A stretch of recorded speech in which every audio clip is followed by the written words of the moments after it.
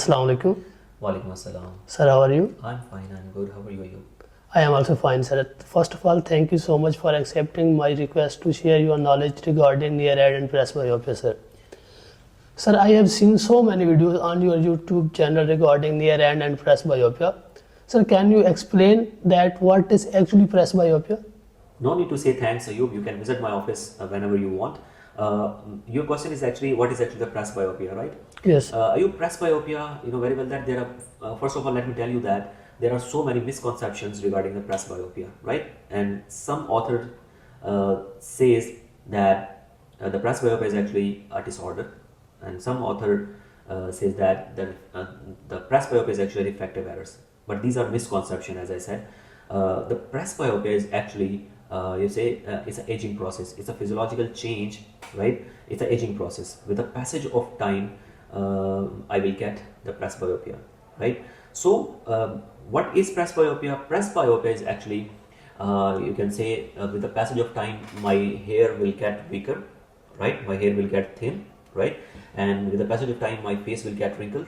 And these are some signs of the presbyopia, like the presbyopia, right? You can say these are the signs of the aging, and the presbyopia is one of them, right? It's an aging sign, right? So what is actually the presbyopia? The presbyopia is actually, you can say, with the passage of time, the decrease in the accommodation of the crystalline lens. This is called the presbyopia, right? So I am really sorry to interrupt you that. Will you explain that what is actually the accommodation and how it relates to presbyopia and near-eye? The accommodation is actually, very well that, very well we have two different lenses in our eyeball. The number one is cornea, right? And the second one is called the crystalline lens, right? Yes. Accommodation is actually the process in which the crystalline lens will increase its power. You know very well that the normal power of the crystalline lens is about 15 to 17 diopters, which is spherical, right? So if the power of the crystalline lens increases from 17 to 18, 18 to 19 or 20, this increase in the power of the crystalline lens is called the accommodation. And this accommodation, we require this accommodation when we look at the near. For example, if I'm looking at this laptop and if I'm reading something, actually I'm using my accommodation. My lens is increasing its power. So this is called this increased power of the crystalline lens when I'm looking at this laptop or my watch or my mobile. This is called the accommodation. Then, sir, in which ages the person uses maximum accommodation? The age group in which the person uses maximum accommodation is actually the infancy age. A newly born baby can use maximum accommodation. Then after that, in 1 year of age, 2, 3, 4, 10, 15, 20, with the passage of time, the amplitude of accommodation will get decreased, right? So at the age of 40 years, the person will maximum lose its accommodation. The amplitude of accommodation will be reduced at the age of 40 years. That condition is called the presbyopia, right? Because at the age of 40 years, I will face difficulties when I will read anything, when I will look at my mobile, when I look at my laptop. If I write something, if I read something, I will feel difficulties in my reading, right? So this is called the presbyopia, right? The decline in the you can say amplitude of accommodation at a certain age, which is 40 years. This is called the presbyopia. Okay, sir, thank you so much for sharing your knowledge regarding near-eye and presbyopia. Sir, actually, I have seen so many videos on your YouTube channel regarding near-eye and presbyopia. Can I ask what is your favorite personal method to prescribe near-eye and presbyopia, sir? First of all, you have to learn about the process of accommodation at different distances. You know very well that if I'm looking at a far distance, my accommodation is at rest. And if I'm looking at this globe, so I'm using maximum accommodation, right? So whenever, as I said, whenever I will look at the far distance, my accommodation will at rest, right? And whenever this object is come closer to me, for example, at this point, my accommodation is, for example, at this point, I'm using +1 of accommodation. For example, you know very well that accommodation is always plus and accommodation is always spherical. Yes, sir. Right? So for example, if I'm looking at this object, right, And for example, I'm using +1 of accommodation, +1 spherical, right? And when this object will come closer to me, the amplitude of accommodation will get increased, right? For example, if here my accommodation is +1 at here, when this object will come closer, the accommodation will increase, right? It will be +2, +3, +4, +5, and it will increase like this, right? So Yes, the sir. basic concept is whenever a near object will approach towards you, it will come closer towards you, you will use maximum accommodation, right? If a object is come closer, I will use maximum accommodation. If a object is going far away from me, right, then the accommodation will be minimum, right? So this is the basic concept. This is the concept I use in my personal practice while I'm prescribing the near ad in presbyopia. So one more thing about the presbyopia is, as I said, that the presbyopia is aging process, right? So there is a strong relation between the presbyopia and the age, right? But let me tell you some important points. I'm giving the golden words, right? As I said, there is a strong relation between the presbyopia and the age, right? But the treatment of the presbyopia, what I'm saying, the treatment of the presbyopia doesn't have any connection, doesn't have any relation with the age, right? There is a misconception that I have seen many optometrists and ophthalmologists prescribing the near ad according to the age. This is a blunder. This is a mistake. For example, if a patient visits my clinic and the age of the patient is 40 years, I will prescribe him +1. This is a mistake. This is a blunder, right? If a patient visits my clinic with the age of 50 years, I will prescribe him 2 +2 addition. This is a blunder. This is a mistake. There is no any connection. There is no any you can say a concern of the age with the treatment of the presbyopia, right? The age is nothing to do with the treatment of the presbyopia, right? I will tell you a good method prescribing near ad in presbyopia. For example, whenever if a patient visits your clinic, right? For example, I am a patient and you are an optometrist and you are going to prescribe me the near ad, right? So first of all, you will give me this reading chart. Okay, sir. Right? You can see this is the lighthouse near acuity chart. This is very accurate. I use this near chart in my personal practice as well. So whenever a patient with near ad will visit your clinic, first of all, you will check the distance vision, right? Okay, Before sir. prescribing the near ad, your patient must wear the distance prescription, right? Your patient must be 6x6 at distance. Okay, Right? sir. You will prescribe him a distance prescription before giving him the near ad. So, for example, consider me as that I have the vision of 6x6, right? Yes, sir. So, if your patient is not 6x6, you will first make him clear at distance. You will prescribe him a normal prescription, a best corrected prescription at 4 distance, and after that, you will prescribe the near ad, right? You will resolve the near problems after the 4 distance, right? So for example, I am e-metro, I don't have any problem at distance, and now you are a doctor and you are going to prescribe me the near ad. So first of all, you will give me this near chart, right? So for example, I am taking this near chart and you will ask me that put this near chart at my desired working distance. Okay, You know sir. very well that the near ad depends on the comfort of the patient, also the job and the profession of the patient. For example, if a welder visits your clinic, so the distance, the working distance for that welder is different.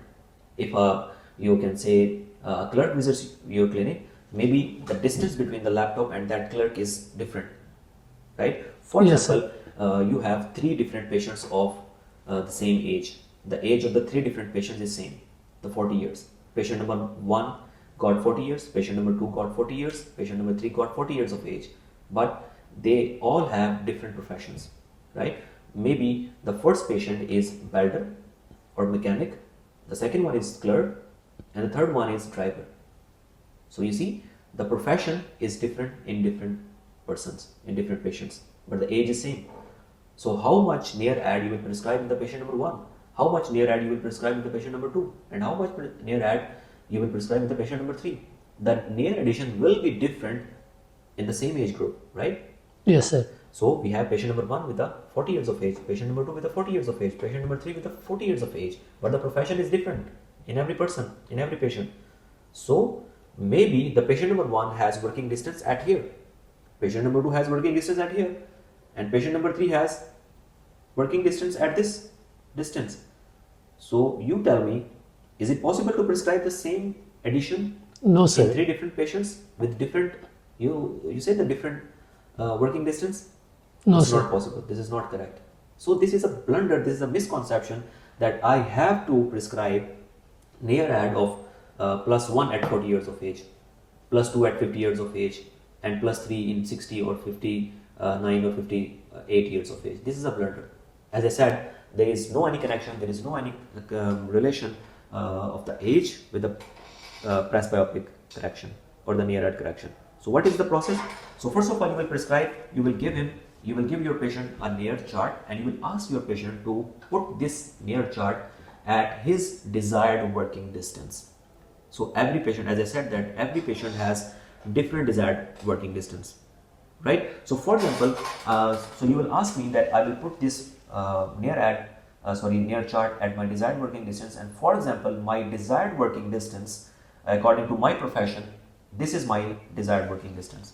So you will prescribe me the near ad at this working distance, right? Okay, sir. So remember just recall the basic concept as I told you earlier, that whenever an object will come closer to me, I will use maximum accommodation, isn't it? Sure, and sir. whenever I will put this near chart away from me, the accommodation will get minimum. You Sure, remember sir. the concept? Sure, sir. Same as in the near ad, because the near ad I'm prescribing is actually the replacement or the substitute of the accommodation, because as I said that at 40 years of age there is a decrease in amplitude of accommodation. So I have no accommodation to exert to see my reading material clearly. So if I don't have any accommodation, so I'm unable to use accommodation at this age. So if I don't have any accommodation, if I don't have any facility of accommodation, then I will require the near ad. As I said, that near ad is actually the replacement of the accommodation. So at 40 years of age, for example, I'm not 40 years of age, right? So a person with 40 years of age will not use any accommodation, right? Because there is a minimum, right, amplitude of accommodation at 40 years of age. So what will I do? I will require a near ad, Ads. right? So how much near ad I will require at this age, at 40 years of age, it doesn't depend on the age. It depends on my comfort zone, my comfort level, and the distance, the working distance. So the story is about the working distance, right? Not about Yes, the sir. age, right? So for example, this is my near working distance, and you will ask my age, and my age, for example, my age is 40 years of age, and you know very well that the tentative method is in 40 years of age, we prescribe the randomly +1 ad. So you will add +1 in my right eye as well as in my left. Left eye. So for example, you placed +1 in my both eyes, and I'm wearing +1, for example, and I'm looking at this near chart, and for example, the chart is all clear, right? This is the mistake. We have to do some further things after that. When you will prescribe me +1, and I will say, yes, it's okay. Please do not prescribe this +1 at the same moment, at that instant, right? So what will you do? So by wearing +1, you will keep this near chart, and you will put this near chart closer to me, and you will ask me that, sir, this near chart is more clearer, darker and sharper at this point or at your normal working distance. So this is my normal working distance, and you will put this near chart closer to me, and you will ask that the near chart is clear at this point or at this point. For example, for you, if I said that when this object will come closer to me at this point, this object is more clearer than this point, so what will you do? The object is come closer to me, but this closer point is not my working Comfortable. distance. It's not my working distance. It's not my normal working distance. So what is my normal working distance? This one. This is my normal working distance. And when this reading chart is clear at this point, I have to reduce the near ad, because I want my near chart to be clear at this point, not at this point. Sure, sir. right? So at this point, +1 is giving me maximum vision, but this is not my near working distance. This is not my normal working distance. So to get this near chart clear at this point, I have to reduce the near add, because remember or recall the concept, whenever the object will come closer, I will use maximum accommodation or more accommodation, Yes, sir. and whenever this object go away from me, I will use minimum Minimum accommodation. accommodation. So I have to reduce the near add, because at this point actually near addition is actually replacing the accommodation. So I have to reduce, the near add. So if you prescribe me +1 and +1 is giving me maximum vision at this point, but I want maximum vision at this point, so I have to reduce Near near add. add. So my near add will be +0.75. Sure, sir. Is that clear? Yes, sir. So for example, this is my working distance, and you will put this near chart away from the patient as well.